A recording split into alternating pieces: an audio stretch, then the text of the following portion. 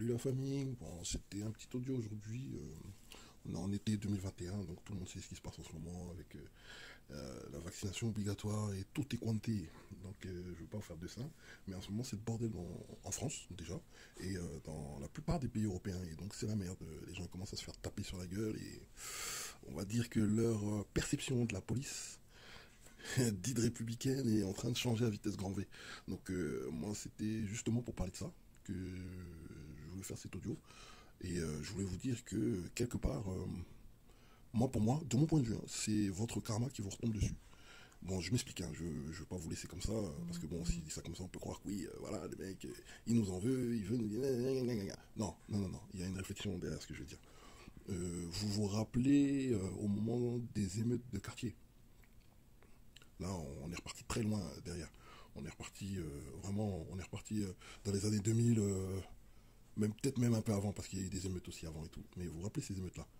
Bah, dites-vous bien que ces émeutes-là, en fait, les gens, euh, ils n'étaient pas en mode, ouais, faut tout niquer gratuitement. C'était pas du nihilisme, hein, c'était pas du tout ça. En fait, les gens se révoltaient contre leurs conditions de vie et de la façon dont on les traitait. De la façon dont certains, dans les forces de l'ordre, pas tous, faut pas faire d'amalgame non plus, les gens se révoltaient contre la façon dont les forces de l'ordre nous traitaient dans les quartiers difficiles. Et je peux en parler puisque j'y étais. Donc je sais à peu près de quoi je parle. Après, moi, j'ai jamais vraiment eu de grief. J'ai jamais vraiment, voilà, je me suis jamais réellement frotté aux forces de l'ordre. J'ai pas fait de trucs de ouf et tout. Donc voilà, mais j'ai souvent été observateur et voilà, c'est quelque chose dont je peux parler. Donc là, sachez bien que ce qui est en train de se passer aujourd'hui, c'est exactement la même chose qui se passait il y a quelques années derrière. Faut savoir que le coup du Karcher de Sarkozy quand il est venu, à la base c'était juste, c'était un truc de campagne préélectorale en vérité.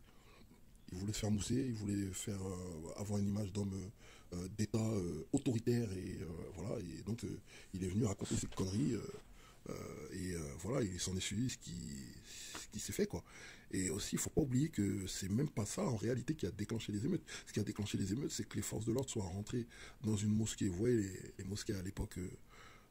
Où les gens, bon, aujourd'hui c'est plus exactement pareil. Il y a des mosquées entre guillemets dignes de ce nom qui ressemblent un peu plus à ce que devrait être une mosquée qui sont construites en France. Mais à l'époque dont je parle, c'était des mosquées. Les mosquées étaient encore dans les caves de bâtiments. Donc voilà, et à cette époque-là, il y avait une brigade de CRS qui avait tiré une grenade lacrymogène justement dans une de ces mosquées. Et genre, voilà, il s'est passé ce qui s'est passé. Déjà dans le climat ambiant avec Sarkozy qui raconte sa merde et tout, et bah là, les mecs, ils ont carrément pété un câble. C'était inadmissible. Et en vérité, moi, je pense que c'était quelque chose qui était... ils voulaient que ça pète. Je pense que l'État profond voulait que ça pète. Et ça n'a pas raté, ça a pété, et ça fait des émeutes. Et voilà. Et les gens, en fait, ils manifestaient contre leurs conditions de vie. C'est pas parce qu'ils voulaient tout niquer, c'était pas par nihilisme et tout. Parce que voilà, aujourd'hui, quand on vous écoute, souvent c'est ça. Voilà, vous cherchez pas plus loin que le bout de votre nez. Vous faites des analyses dignes de valeurs actuelles ou de CNews, des trucs à la con. Voilà, c'est comme si, admettons, les mecs, on était dans le Seigneur des Anneaux et nous, on était les orques et on voulait tout niquer comme ça sans raison.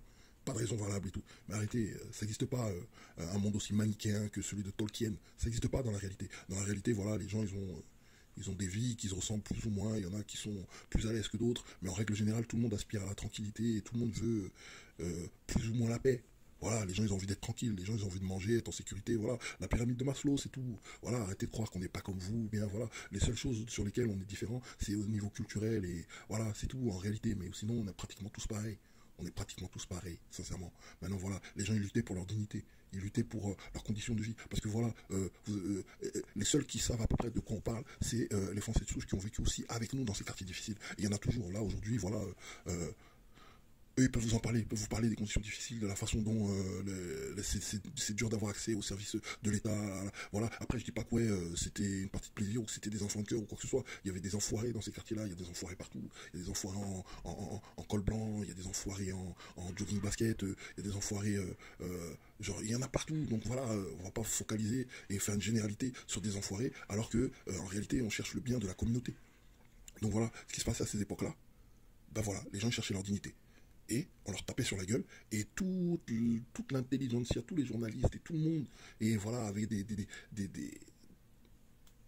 gens ils avaient Ils traitaient facilement de ça, voilà, ils faisaient des analyses à la con, oui, ils sont pas intégrés, ils sont pas ci, ils sont pas ça, et voilà, tu peux être n'importe qui, hein, voilà, tu peux être un mec, un noble et tout, tu vois, tu nais, on te prend et on te met dans notre milieu social, et tu grandis avec nous dans notre milieu social, même si, admettons, ça fait 10 générations que tu as le sang bleu, bah, tu vas devenir comme nous, hein, un mec du ghetto, tu vois ce que je veux dire, faut arrêter vos conneries, tu vois ce que je veux dire, c'est le milieu social qui rend les gens comme ils sont, voilà. Et dans ces milieux sociaux-là, dans cette France-là, la France d'en bas, dont on parlait avant, c'est cette formule-là qu'ils employaient, bah dans la France d'en bas, c'était dur de vivre. Et plus, tu avais les services de l'État qui étaient sur tes côtes. Et donc c'est pour ça que les gens ils se rebellaient. Et donc voilà, ça se passait mal entre les forces de l'ordre. Là aujourd'hui, ils veulent vous enculer de la même façon. Ils ont fait un coup de boutoir avec les gilets jaunes et tout. Vous avez vu comment ils vous ont tapé sur la gueule? Est-ce qu'ils ont eu pitié de vous?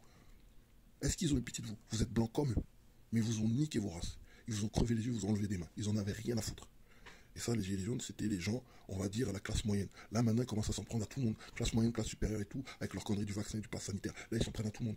Eh, vous aussi, vous êtes sur le menu. Arrêtez de croire que oui, vous êtes mieux que nous, ou vous allez vous en sortir. Oui, en fait, c'est ça votre erreur. Vous avez cru que, ouais, quand ils s'attaquaient à nous, vous avez cru que oui, voilà, nous, ça ne touche pas.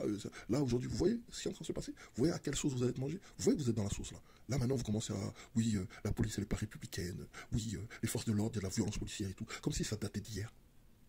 Sincèrement, moi je vous dis, hein, je vais terminer la vidéo comme ça. À la base, je suis dégoûté pour vous. Hein. Je suis pas en train de dire oui, que c'est bien fait ce qui vous arrive. Ça se fait pas. Aucun homme devrait être traité comme ça. Mais quand ils se défoulaient sur nous et qu'ils nous ont arraché la gueule à l'ancienne et tout, quand ça concernait que les gens issus de l'immigration, bah c'était pas grave. Bah regardez, vous voyez, quand vous avez rien dit pour nous et tout, là aujourd'hui ils vous font exactement la même chose. Donc voilà, moi je pense que c'est une histoire de karma. Et voilà, là maintenant, pour vous sortir de cette galère, bah vous allez galérer. Et peut-être tant mieux, parce que peut-être qu'il y a quelque chose de bien qui va en sortir. Peut-être que vous allez arrêter de croire que oui, les choses sont aussi simples que ça, et que c'est du Tolkien, c'est du noir ou blanc, c'est du. Ah ouais, les histoires de manichéens, ouais, nous on est les gentils, c'est les méchants, faut arrêter ces conneries-là. Allez, à plus tard.